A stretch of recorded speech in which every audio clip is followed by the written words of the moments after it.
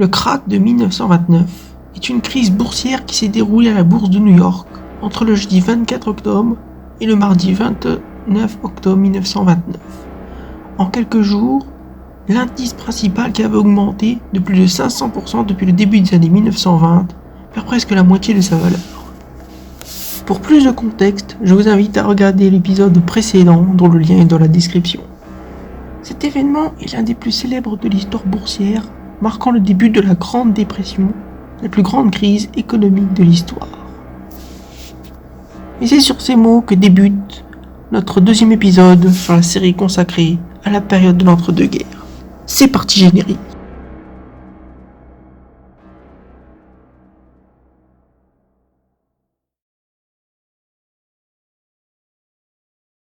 Les jours clés du krach boursier de 1929 ont hérité de surnoms distincts. Le 24 octobre est appelé le jeudi noir, le 28 octobre le lundi noir, et le 29 octobre est nommé le mardi noir. Conséquence directe, aux États-Unis, le chômage et la pauvreté explosent pendant la Grande Dépression et poussent quelques années plus tard à une réforme profonde et nécessaire des marchés financiers. Par un effet de domino, c'est l'ensemble de la bourse qui s'effondre, et la chute de 1930 à 1932 est supérieure à celle de l'année 1929.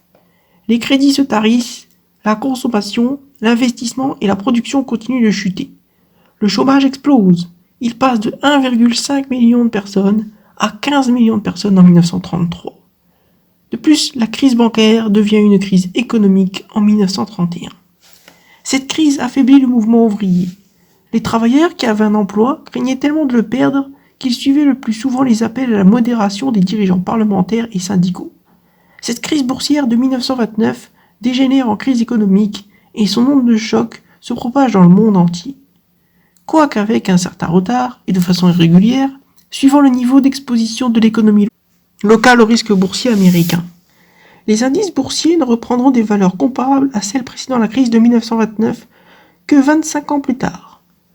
On peut même d'ailleurs dire que le pic du 3 septembre 1929 sera dépassé le 23 novembre 1954.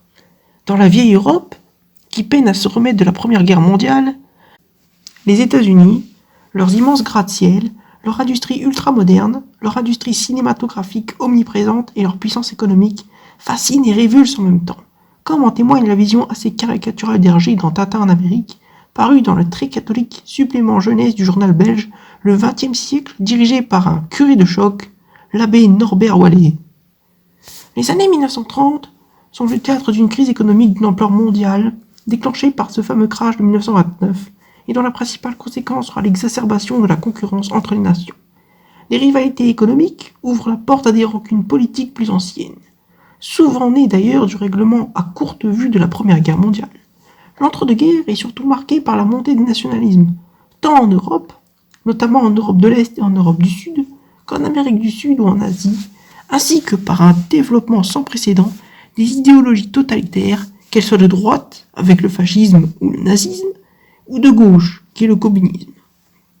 En Espagne, la jeune République est confrontée en 1936 à un coup d'État militaire qui fait suite à la victoire du Front populaire qui entraîne le pays dans une féroce guerre civile. La guerre s'achève en 1939 sur la victoire des nationalistes et le général Franco met en place une dictature nationaliste, conservatrice et catholique. En Asie, le Japon s'engage dès le début des années 1930 dans une politique expansionniste, notamment en Chine continentale, l'île de Taïwan est d'ailleurs déjà japonaise depuis 1895, et où le pays est déstabilisé par une guerre civile permettant à l'armée nippone d'occuper la Mandchourie. Le pays se dote progressivement d'un régime de quasi-dictature militaire, nationaliste et raciste.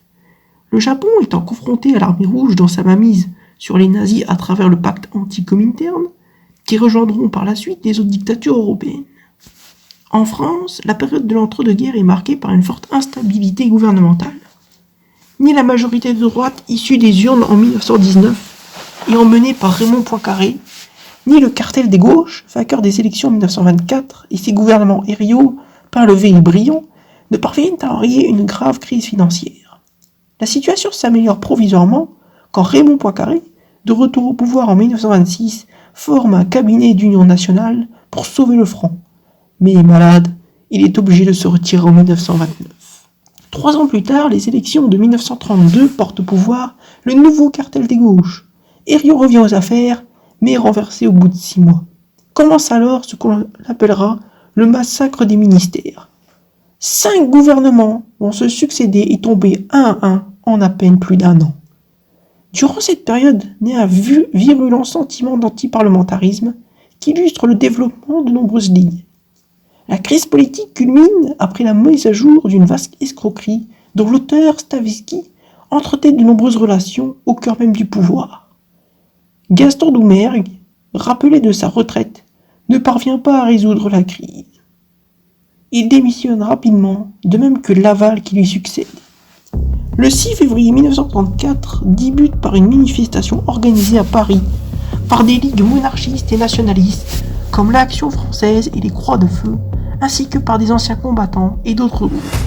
Leur objectif était de protester contre la corruption politique, particulièrement mise en lumière par l'affaire Stavisky. Mais ce jour-là, la manifestation dégénère rapidement en émeute violente. Les protestataires tentent de marcher sur la Chambre des députés, provoquant des affrontements avec les forces de l'ordre. Le bilan de ces émeutes est lourd, 19 morts et de nombreux blessés des deux côtés. Face à la crainte d'une montée du fascisme, les communistes, socialistes et radicaux décident de se rapprocher et de créer fin 1934 le Front populaire, qui remporte les élections de mai 1936. Dès sa nomination comme président du Conseil, Léon Blum organise des négociations entre les représentants du patronat et du syndicat de la CGT qui aboutissent dans la nuit du 7 au 8 juin 1936 aux accords de Matignon. Dans la foulée sont adoptées 2 lois emblématiques, le congé annuel payé et la semaine de 40 heures. Mais l'unité du Front populaire se fissure rapidement sur la question de la guerre d'Espagne d'abord, puis lorsque Blum doit annoncer une pause dans les réformes. Blum démissionne en juin 1937. Il est remplacé par Chotan, puis par Daladier. Ébranlé, le Front populaire finit par se disloquer à l'automne 1938, lorsque les communistes votent unanimement contre les accords de Munich. Des conflits d'envergure mondiale mettant aux prises de grandes puissances annoncent le pire. Conquête de la Mandchourie par le Japon en 1931, Seconde guerre italo-éthiopienne de 1935, ou encore la guerre civile espagnole de 1936. Alors que la Société des Nations, chargée de garantir la paix mondiale, s'avère en fin de compte impuissante.